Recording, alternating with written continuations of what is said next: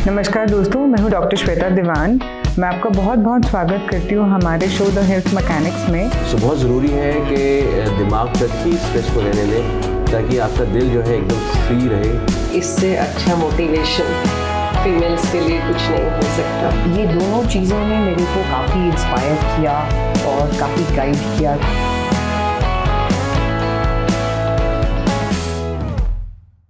नमस्कार दोस्तों, मैं हूं डॉक्टर श्वेता दीवान। मैं आपका बहुत बहुत स्वागत करती हूं हमारे शो द हेल्थ मैकेनिक्स में। इस शो के माध्यम से मेरा एक ही मन है कि मैं आप सबको उन सब पर्सनालिटी से मिलवाऊं जिन्होंने आज तक अपने physical, emotional and mental health को बैलेंस में रखते हुए इतनी ऊंचाइयों वाला मुकाम हासिल किया है। तो आइए दोस्तों, मैं आपको हमारे शो के पहले गेस्ट से मिलवाती हूँ, जो हैं रिटायर्ड स्क्वाड्रन लीडर अर्चना कपूर जी। वो इंडियन एयरफोर्स की पहली महिला पायलट रहीं। वो कारगिल वॉर, ऑपरेशंस पराक्रम और बहुत सारे रेस्क्यू के ऑपरेशंस का हिस्सा भी रह चुकी हैं।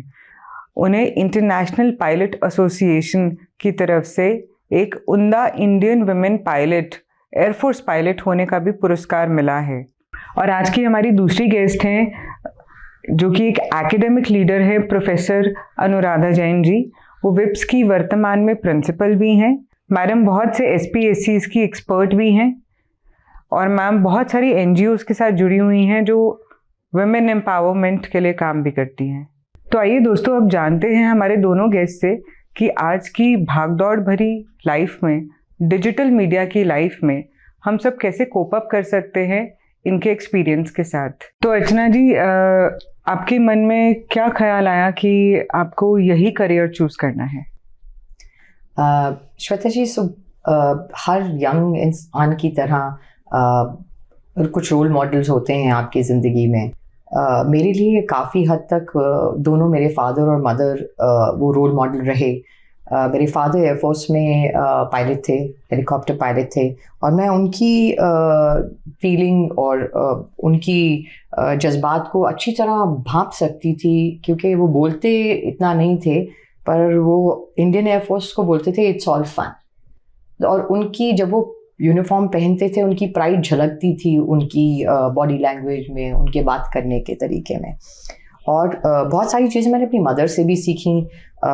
वो थी कि मतलब स्टेड फास्ट, कमिटेड, एक चीज़ की तरफ कमिटमेंट देना। और उनका भी जो रुझान था फौज की लाइफ के लिए, तो वो टफ थी as a wife of a pilot, but उन्होंने भी मतलब 100% उनका रुझान उस ज़िंदगी की तरफ था।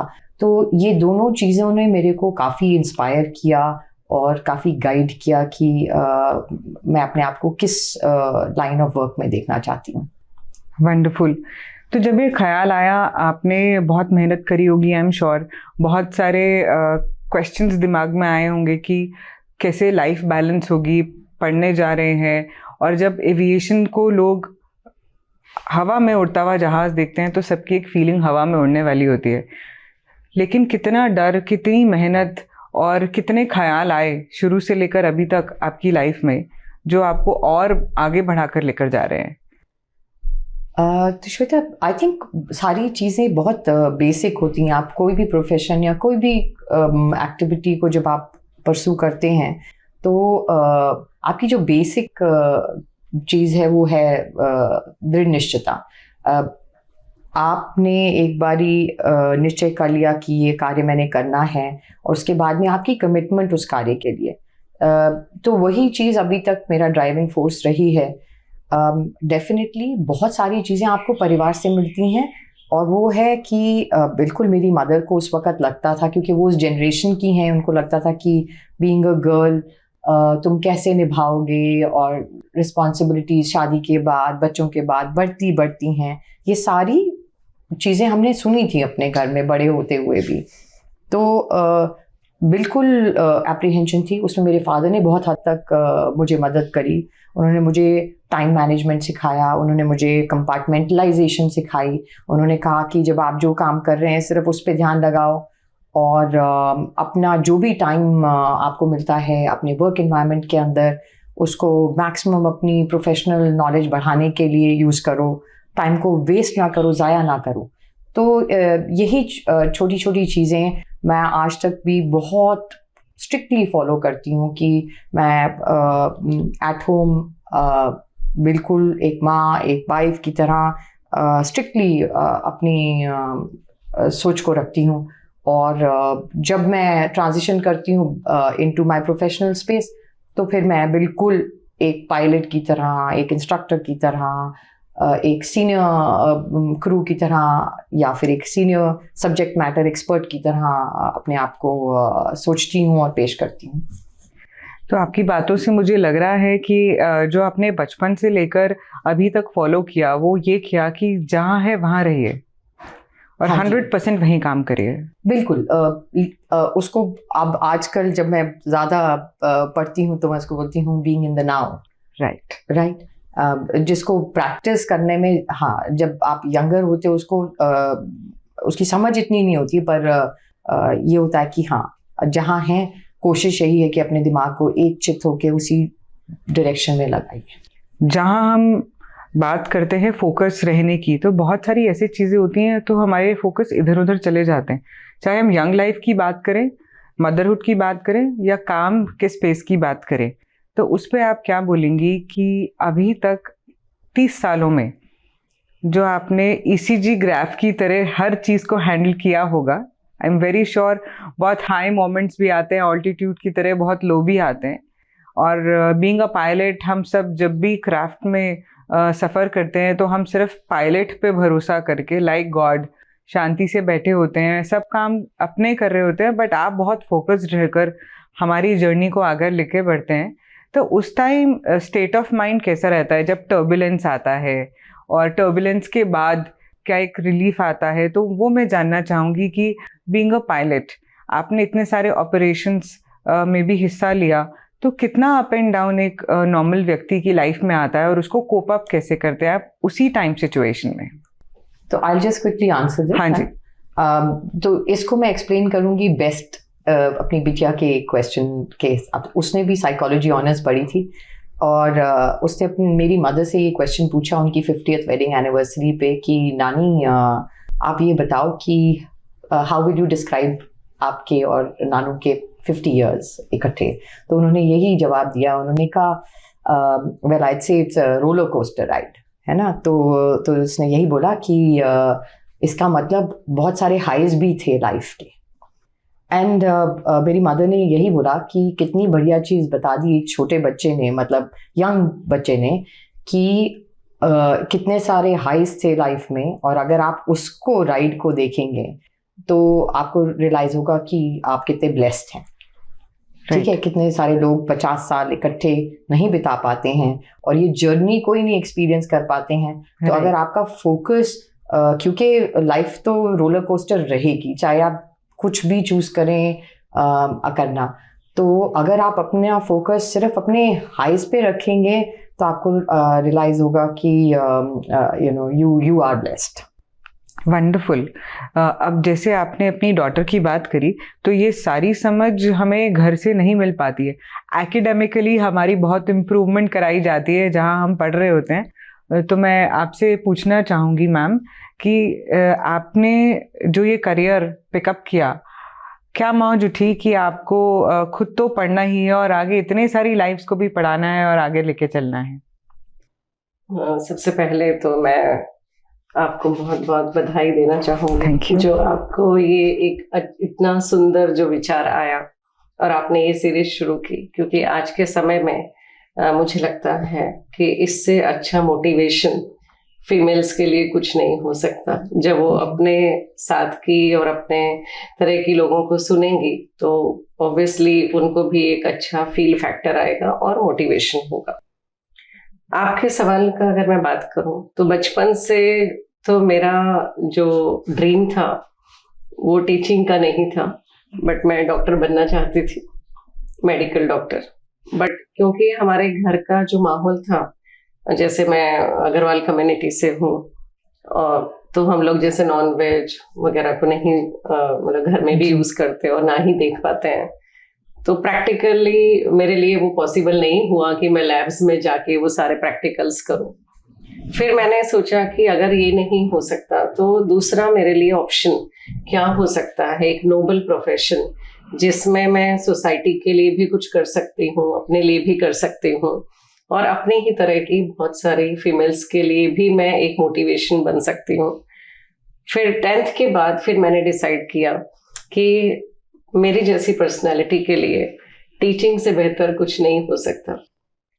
और टीचिंग मैंने प्रोफेशन तो लिया ही, बट मेरा एक पैशन भी है। और स्कूल से ही हमारे साथ के बच्चों को भी जब उनको कुछ नहीं समझ में आता था तो मैं हमेशा उनको पढ़ाती थी, उनको गाइड करती थी। और तभी फिर मैंने डिसाइड किया कि मुझे टीचिंग में आना चाहिए। और ये एक ऐसा प्रोफेशन है कि जो हमेशा एक आपको सेटिस्फेक्शन भी देगा, इनर हैप्पीनेस भी देगा, और हम यंग जनरेशन के साथ हमेशा जुड़े रहेंगे और इसीलिए खुद भी हमेशा यंग बने रहेंगे। सो जो मैम एक जनरेशन गैप आता है उसमें क्या कभी आपको लगा कि इमोशनल इश्यूज ज़्यादा बढ़ रहे हैं या फिर आपको लगा कि फिजिकल इश्यूज ज़्यादा बढ़ रहे हैं बच्चों के साथ?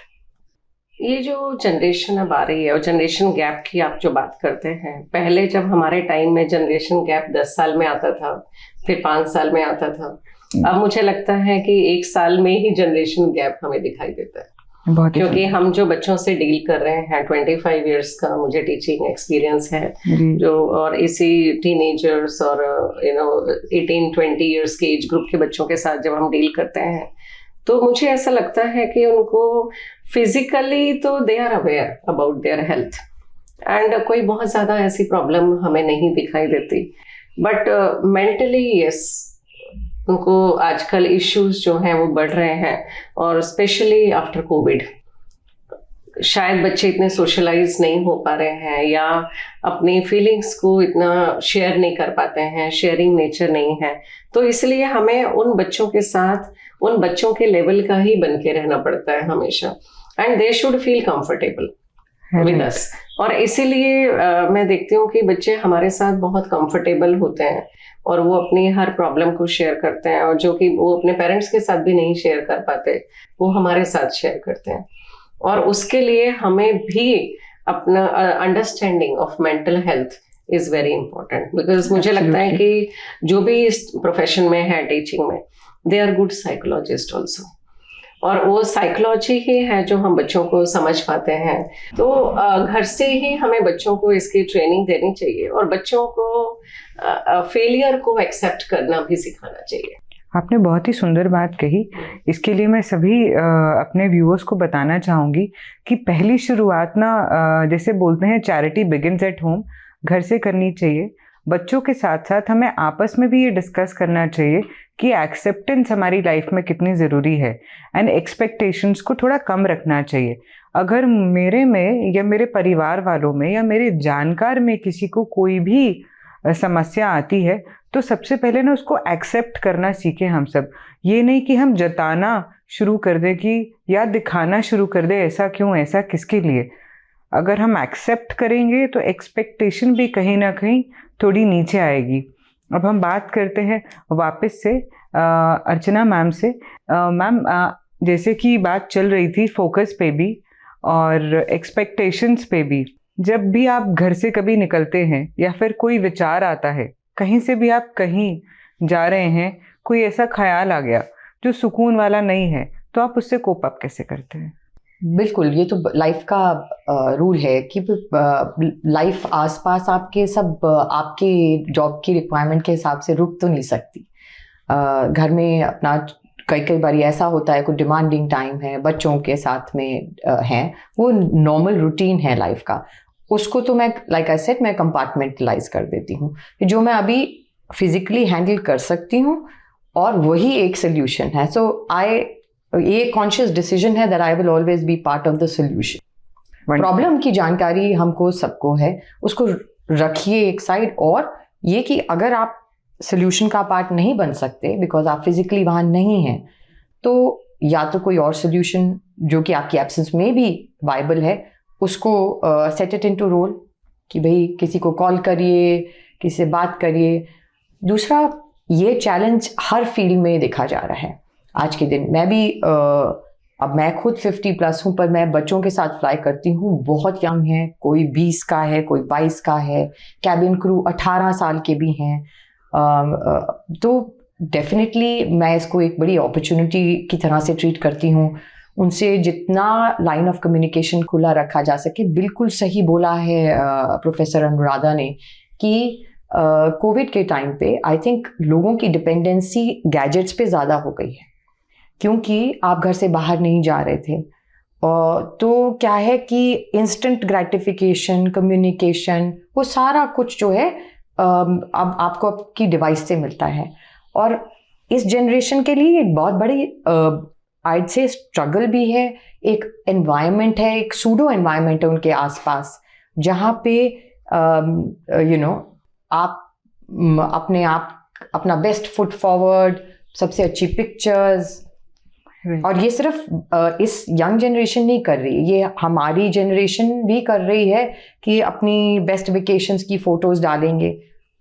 जो असलियत में लाइफ में हर वक्त like I said life roller coaster है, पर जो आप दिखा रहे हैं बाहर उसका इंस्टेंट ग्रेटिफिकेशन है। कितने लाइक्स मिले, मुझे नहीं लगता कि हम में से कोई, अगर हमें किसी की पिक्चर कोई पसंद नहीं आई या हमें से कोई नेगेटिव कमेंट कभी डालता है सोशल मीडिया पे, तो वो जो नेगेटिव फीडबैक है ना, वो आना बंद हो गया, और जिसकी वजह से वो बैलेंस खराब हो गया। और एक और चीज़ जो इस चीज़ में बहुत कंट्रीब्यूट करती है, वो हमारी जनरेशन से शुरू हुई आई सपोज, कि भाई 1 या 2 बच्चे हैं, ठीक है, माँ बाप के पास में, न्यूक्लियर फैमिलीज भी हैं, माँ बाप के पास में पूरा फोकस आप ही के ऊपर है, और आप ही की हर खुशी गम में वो आपको मॉनिटर कर रहे हैं, और आपको हर तरह से मौली कौली किया जा रहा है कि वो मतलब आप कहीं पे आपके साथ कुछ ठीक नहीं हुआ तो ये कि भाई ये भी होता है लाइफ में, इसे भी उसी तरह से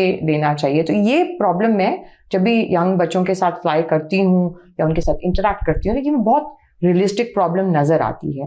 पर मेरी ये तो मैं उनको इसका मैंने अपने बच्चे के साथ यही किया है, तो मुझे पता है I give them honest feedback, सच्चा कि यहाँ आपने गलती करी, राइट, और इसको किस तरह से, पर ये एंड ऑफ द वर्ल्ड नहीं है, हमने बहुत गलतियां करी हैं, हम भी तुम्हारी उम्र से ही निकल के यहाँ तक पहुँचे हैं, और गलतियां तो इंसान की फितरत और इंसान की लाइफ का पार्ट है जी, है ना। तो इसको क्या करना है, इसको एक सीख की तरह लेना है, एक अपॉर्चुनिटी टू ग्रो, ठीक है।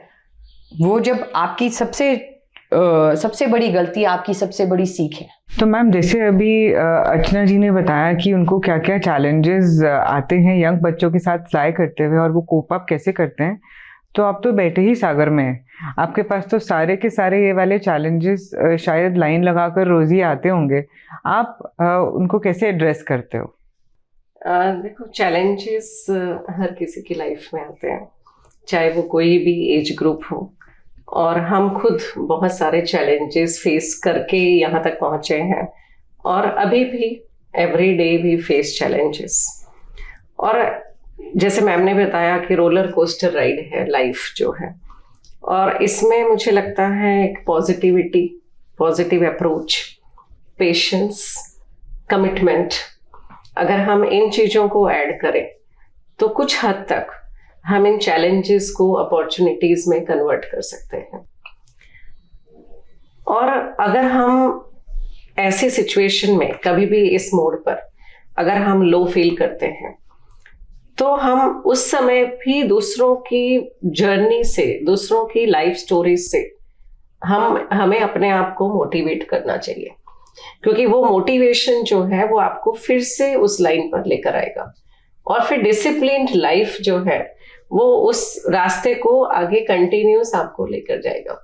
ये जो चीज है वो मैंने अपनी लाइफ में खुद सीखी, बहुत सारे चैलेंजेस फेस करने के बाद सीखी, और पॉजिटिविटी ने बहुत हेल्प की। और उसी पर्सनल एक्सपीरियंस से अब हम बच्चों को भी इसी रास्ते पर लाना चाहते हैं। अगर मैं अपने कॉलेज की बात करूं तो वहां पर हमारे पास 7,000 से ज्यादा बच्चे हैं, और हम वहां पर एक स्पिरिचुअल कल्चर हमने शुरू किया। इंडियन नॉलेज सिस्टम को हम बहुत ज्यादा महत्व देते हैं, हमारे इंडियन वैल्यू सिस्टम को बहुत महत्व देते हैं, क्योंकि वैल्यू सिस्टम में अगर आप देखो तो उसमें कमिटमेंट, रिस्पेक्ट, पॉजिटिविटी, पेशेंस वो सबसे ज्यादा महत्वपूर्ण कॉन्सेप्ट्स है जी। और आजकल अगर आप कहीं भी देखो, अगर आप रिलेशनशिप्स में देखो, मैरिजेस के बाद देखो, यंग जनरेशन को देखो, क्यों प्रॉब्लम बढ़ रही है आजकल, डाइवोर्स के केसेस क्यों बढ़ रहे हैं? क्योंकि उनमें पेशेंस नहीं है, राइट, और कोई भी एक्सेप्टेंस नहीं है। वो सिर्फ पॉजिटिव चीजों को एक्सेप्ट करना चाहते हैं, थोड़ा सा भी अगर उन्हें कमी नजर आती है तो उसी पे वो रिवर्ट करते हैं। और पहले हम लोग बोलते थे first you deserve then desire, और आजकल बच्चे डिजायर करते हैं और डिजर्व की बात को छोड़ देते हैं। बहुत ही बढ़िया। और उनको हम ये समझाते हैं कि there is no shortcut to success, और पहले आप डिजर्व करो एंड देन यू एक्सपेक्ट। अगर आप पहले से ही सिर्फ डिजायर करना शुरू करोगे तो नेगेटिविटी आएगी ही आएगी, डिप्रेस्ड सिचुएशन आएगी ही आएगी। तो इस तरह से हम काउंसलिंग बच्चों की करते हैं, time to time counselling session रखते हैं। फुल टाइम काउंसलर भी इसलिए आजकल बहुत कंपलसरी है, मैंडेटरी है, हर स्कूल में, कॉलेजेस में होना चाहिए। और हम भी टाइम टू टाइम बच्चों की मेंटोरिंग हर लेवल पे करते हैं, और ये मेंटोरिंग जो है, काउंसलिंग जो है, वो बहुत हेल्प करती है। और बच्चों को हम मोटिवेट करते हैं कि कुछ ना कुछ हॉबी उनमें जरूर होनी चाहिए, राइट, क्योंकि जो हॉबीज है ना वो बच्चों को डिप्रेस सिचुएशन से बाहर लेकर आती है।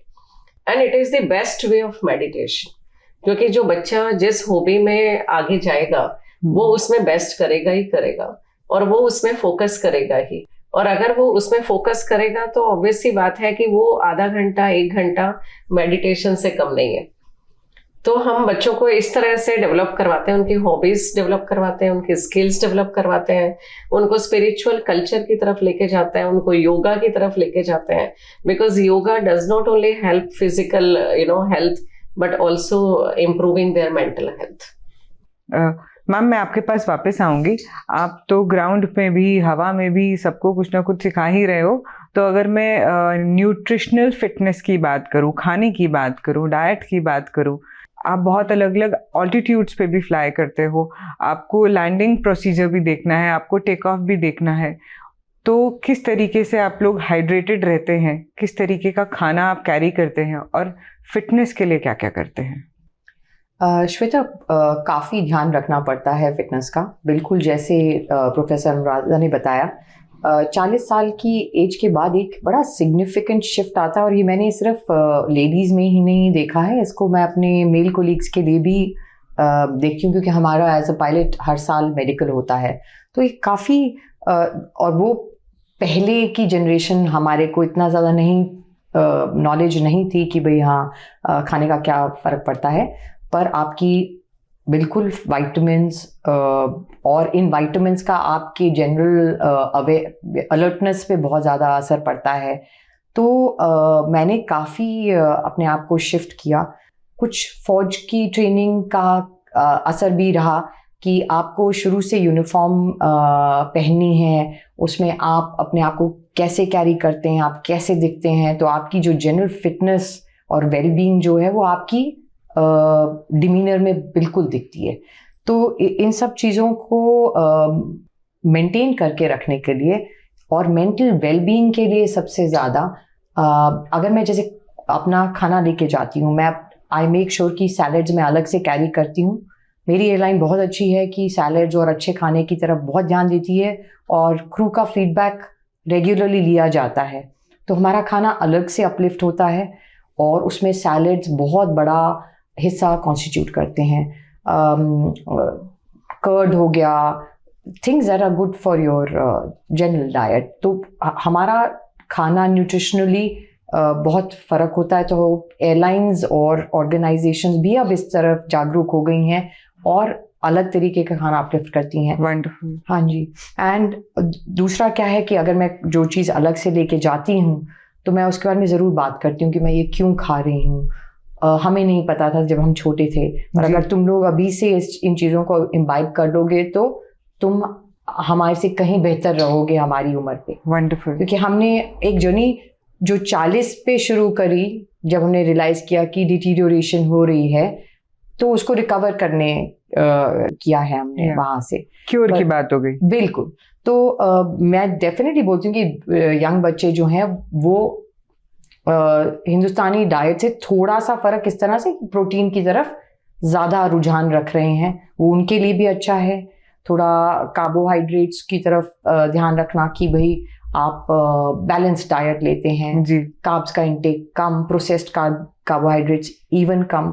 तो मैं ये देखती हूँ कि और बहुत इनकरेजिंग है ये यंगर जनरेशन में अपनी फिटनेस की तरफ जागरूक होना। तो एक तरफ से तो वो अपने आप को डेफिनेटली आइड से हमारी जनरेशन से थोड़े बेटर ही हैं, विच इज़ वेरी एनकरेजिंग। इस पे मैम एक क्वेश्चन मेरा रहेगा, जो सेल्फ डाइट पे जाते हैं उनका जो एक एक्सपीरियंस जर्नी रहता है वो मेरे हिसाब से बहुत अलग रहता है। तो जैसे कि हम मेंटोरशिप की बात करें, आप मेंटोर हैं बहुत सारे क्रू के लिए, बहुत सारे यंग जनरेशन में जो भी आगे बढ़ना चाहते हैं एविएशन में, and ma'am of course academic leader हैं, बहुत सारे लोगों को उस लेवल तक बना रहे हैं जो आगे करियर अपॉर्चुनिटीज़ चूज़ करेंगे। तो आप दोनों ही एक एक करके मुझे बताएं। पहले मैम आप बताएं कि न्यूट्रिशन के लेवल पर या फिर इमोशनल वेलनेस के लेवल पर एक मेंटोर का होना कितना ज़रूरी है। मैं डेफिनेटली इसको बोलती हूँ कि आपको it is worth the investment. मैं कहती हूँ उसको आप सोने के भाव से तोल सकते हो कि आपको सही गाइडेंस, क्योंकि हर फ्रूट्स में भी कार्बोहाइड्रेट्स होते हैं, उस फैट कंटेंट भी कुछ होता है, पर ये आम आदमी के लिए जानना उतना आसान नहीं है। तो एक एक्सपर्ट का होना और उसकी केयर के अंडर एक आदत फॉर्म कर लेना और उसके बाद में उस आदत को आगे कंटिन्यू करना, बिकॉज वो मेंटरशिप की एब्सेंस में क्या होता है, हम लिटिल नॉलेज कहते हैं ना, हाफ बेक्ड नॉलेज के साथ में हम आगे वो रिजल्ट्स नहीं अचीव कर सकते। तो इसीलिए मेंटर होना बहुत ज़रूरी है। वंडरफुल। मैम आप क्या कहेंगे? मैम यू राइटली सेड, और मैम ने भी कहा कि मेंटरशिप जो है वो बहुत इम्पोर्टेंट है।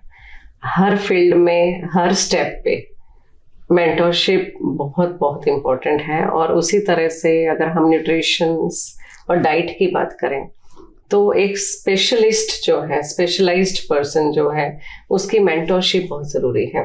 क्योंकि ना कि डेफिशिएंसी हार्मफुल है, but excess consumption of any vitamin या कैल्शियम या any product is also harmful. तो उसको बैलेंस्ड हमें कैसे लेना है, प्लस टाइमिंग्स भी वहाँ पर मैटर करते हैं जो आम आदमी को नहीं पता उसका। तो मुझे लगता है कि एक मेंटोर्स के अंडर में, सुपरविजन में, अगर हम अपने हेल्थ के एस्पेक्ट्स को देखें और न्यूट्रिशंस को देखें तो वो ज़्यादा बेहतर उसका परिणाम आएगा, ना कि सिर्फ self guided people. And everybody should invest in the health. और ना कि मतलब ना ही सिर्फ अपने लिए अच्छा है, बट मैं कहती हूँ, क्योंकि मैं एक इकोनॉमिस्ट हूँ, तो मैं उसको इकोनॉमिक्स पॉइंट ऑफ व्यू से अगर बात करूँ तो हमारे देश के विकास के लिए, हमारे समाज के विकास के लिए बहुत बहुत ज़रूरी है कि हम हेल्दी रहें। क्यों? क्योंकि ह्यूमन डेवलपमेंट इंडेक्स की आज हम बात करते हैं। Economic development directly related to human development index, और अब तो हम उससे भी एक कदम आगे चले गए हैं, हैप्पीनेस इंडेक्स की बात करते हैं। और हैप्पीनेस इंडेक्स तभी हाई होगा जब हम मेंटली, फिजिकली फिट होंगे, और वो तभी पॉसिबल है जब हम बैलेंस डाइट की तरफ जाएंगे। बिल्कुल। मैं बहुत बहुत धन्यवाद करूंगी आप दोनों का कि आपने समय निकाला एंड हमारे सारे व्यूअर्स को इतने सारे अच्छे अच्छे टिप्स दिए अपने लाइफ जर्नी से। एंड आप सबके लिए ऐसे अच्छी अच्छी बड़ी बड़ी ऊंची ऊंची पर्सनालिटीज़ को हम लेकर आते रहेंगे, क्योंकि द हेल्थ मैकेनिक शो के माध्यम से मैं दिल से यही चाहती हूँ कि जो भी करियर आप चूज़ करते हैं, जो भी राह पर आप आगे बढ़ना चाहते हैं, किस तरीके से आप बिल्कुल टॉप तक पहुँचेंगे, किस किस चीज़ों का आप ध्यान रखेंगे, ये हमारी सिर्फ पर्सनालिटीज़ ही बता सकती हैं। दोस्तों, फिर मिलते हैं हमारे अगले शो में और नई पर्सनालिटीज़ के साथ।